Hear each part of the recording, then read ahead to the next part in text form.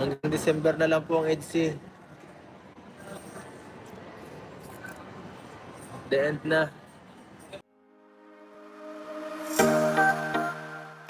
Please like, share, and subscribe to Kalingap JP for more videos. Magandang araw po mga kalingap. Isa na namang revelasyon ang pag-uusapan. Ito na yata ang ating pinakamasakit at pinakalakagulat na balita ngayong araw. Hindi ito kismis, hindi hakhafa, dahil mismong si Kalingap doon ang nagsalita. Tatapusin ko na ang EDSA team. So, narinig niyang tama. Ang tambalang minahal ng libu-libong supporters, ang pandem na nagpangiti at nagpaiyak at nagbigay inspirasyon sa marami, ay tila tuluyan ng magwawakas. Sa isang pahayag ni Papa Eds, ramdam mo ang bigat ng bawat salitang binibitawan niya. Hindi na ito biro o content lang, kundi isang desisyon na tila pinag-isipan ng mabuti. Sabi nga niya, minsan kailangan nung tapusin ang isang bagay kahit masakit para makapagsimula ulit. At doon na nga nagsimula ang pagbulan ng emosyon sa social media. Marami ang nagulat, marami ang hindi makapaniwala. Paano nangyari ito? Di ba dati sobrang solid ng love team nila ni Beyonce? Laging magkasama sa fontaine, magkasundo sa tawanan, at halos lahat ng followers nila hinihilig tuwing magkasama sila. Pero ngayon, ibang tono na ang boses ni Papa Eds, parang may dinadala siyang mabigat. Yung ngiti niya may halulungkot, yung mga salitang bitawan niya may pait. Ang iba na nagsasabi, may pinagdadaanan kaya si Papa Eds, bakit parang bigla siyang nagbago? May nangyari ba sa likod ng kamera na hindi natin alam? Kung iisipin natin mga kalingap, hindi madali para kay Papa Eds na sabihin yan sa publiko. Ibig sabihin may matinding dahilan yan. Maaring pagod na o gusto lang niya munang magpahinga at hanapin ulit ang sarili niya. Kasi sa mundo ng social media, minsan kahit nakaniti tayo sa harap ng kamera, pero sa likod yan may sugat, may bigat, at may mga bagay na hindi kayang sabihin.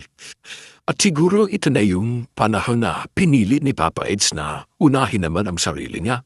Hindi para sa views, hindi para sa pain, kundi para sa kapayapaan ng isip at puso niya. Pero mga kalingap, ang tanong, tunay nga ba ang pagtatapos na ito? O baka naman ito lang ang simula ng bago ito ng buhay ni Papa Eds? Kasi kung tutuusin, minsan ang pagtatapos ay hindi palaging dulo, kundi simula ng panibagong lakbayin. Nakakapanibago lang talaga mga kalikaps. Sanay tayong nakita silang magkasama, nagtutulungan, nagtatawanan. Pero ngayon, pila may hanin ng katahimikan sa pagitan nila. At kung totoo lang, bubuwagin na ang edkikan din. Marami ang maiiyak talaga, mga kalingap. Marami ang mawawalan ng paboritong duo. At higit sa lahat, may mga pusong mababasag.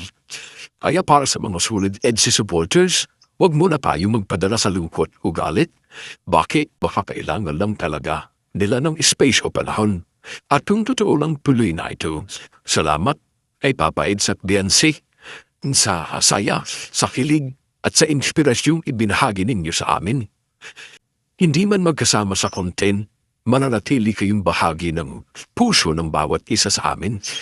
Kaya't mga kalingap, panoorin natin ang bidyong ito. April. Hanggang December na lang po ang EDSA. The end na.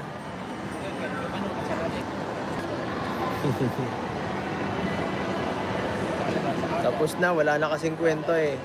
Tapos na, the end na guys. Happy ending na. Happy ending na guys, tapos na po yun. Para wala na akong marinig na bashing. Tapos na ang EDSA. Happy ending na. So ayun po mga kalingap, napanood nyo naman. Akala natin tapos na. Akala natin tuluyan ang binuwag ni Papa Eds ang EDSA Love Team. Pero mga kalingap, hindi pala totoo. At ngayon, mismong si Papa Eds na nagsalita.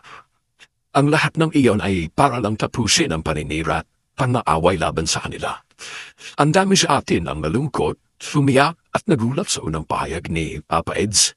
Pero ayon sa kanya, ginawa niya yon hindi dahil gusto niyang mawala ang love team, kundi dahil gusto na niyang matahimik ang lahat. Sabi pa niya minsan, kailangan mong magsalita ng masakit para tumigil lang mga mapanirang tao. At doon ko siya mas lalo pang hinangaan. Kasi isipin mo mga kalingat, sa gitna ng mga bashers na mga negatibong komento, pinili ni Papa Eds na magpakatatag. Kahit siya na mismo ang ma-misunderstood, pinili niyang apuin ang bigat para lang matapos ang bulo. Grabe mga kalingap, ang daming tao talaga. Na ngayon na, imbis na matuwa sa tong tagumpay ng iba, mas pinipiling manira, magsabi ng masakit, at gumawa ng mga isyung hindi naman totoo. Hindi madali. Yung pinagdadaanan ni Papa Eds at ni Beyonce. Reimagine, araw-araw silang nasa mata ng publiko. Lahat ng kilos, lahat ng salita, may opinion ang tao. At sa kabila ng lahat ng panghusga, heto sila, pinipili pa rin manatiling totoo sa isa't isa. Kaya noong sinabi ni Edu na buwag na, ang totoo pala, isa lang itong paraan para masukat kung sino ang tunay na nakakaintindi. At para matahimik na mga taong walang ginawa kundi maglabas ng inggit at galit. Kasi sabi nga ni Papa Eds, hindi ko na kaya na araw-araw may nasasaktan dahil sa mga walang katotohanan issue. Kung kailangan ko magsakripisyo, gagawin ko. At doon mo makikita ang tunay na puso ng isang taong marunong magmahal at humintindi. Ngayon, malinaw na hindi buwag ang EDSI Love Team. Ang totoo mas pinatatag pa sila ng pagsubok na ito. Mas nakita natin kung gaano katibay si Papa Eds at kung gaano kalalim ang connection nila ni Beyonce. Grabe talaga mga kalingap. Ang mundo ng social media, puno ng pagmamahal. Pero minsan, mas malakas pa rin ang inggit at panghusga. Kaya saludo tayo kay Papa Eds sa pagpapakatotoo at sa pagkindig sa gitna ng lahat ng yan. At sana ito rin ang maging paalala sa ating lahat. Huwag tayong basta maniwala sa mga naririnig o nakikita natin online. Kasi minsan ang mga content na akala natin totoo ay mas may malalim pa palang dahilan at yun ay para protektahan ang mga taong mahal nila. Kaya sa mga patuloy na sumusuporta sa EDSI, na yun ay panahon para magpasalamat at magdiwang dahil hindi sila naghiwalay. Bagkus, mas pinaratag pa sila ng mga pagsubok at intriga. At sa mga bashers naman, sana maisip ninyo na sa bawat salitang binibitawan ninyo, may pusong nasasaktan. Walang masama sa pagiging totoo, pero mas maganda kung may respeto at malasakit. Ay kay Papa Eds, saludo kami sa iyo. Dahil sa gitna ng lahat ng gulo, pinipili mong maging matatag at mapayapa. At sa inyong dalawa ni Beyonce, naway magpatuloy ang inspirasyon at ang tandem na minahal ng marami ay magbalik ng mas matibay, mas totoo at mas puno ng pagmamahalan. Kaya mga kalingap, kung natouch kayo sa kwentong ito, huwag kalimutang mag-like, share at subscribe para lagi kayo updated sa mga ganitong makabuluhang balita at lagi nating suportahan ang matubang families sina Kuya Bal at Kalingap Probs at ang buong Team Kalingap. Hanggang sa muli, ito po ang inyong Kalingap JP na nagsasabing sa dulo ng bawat kontrobersya, ang katotohanan pa rin ang mananaig.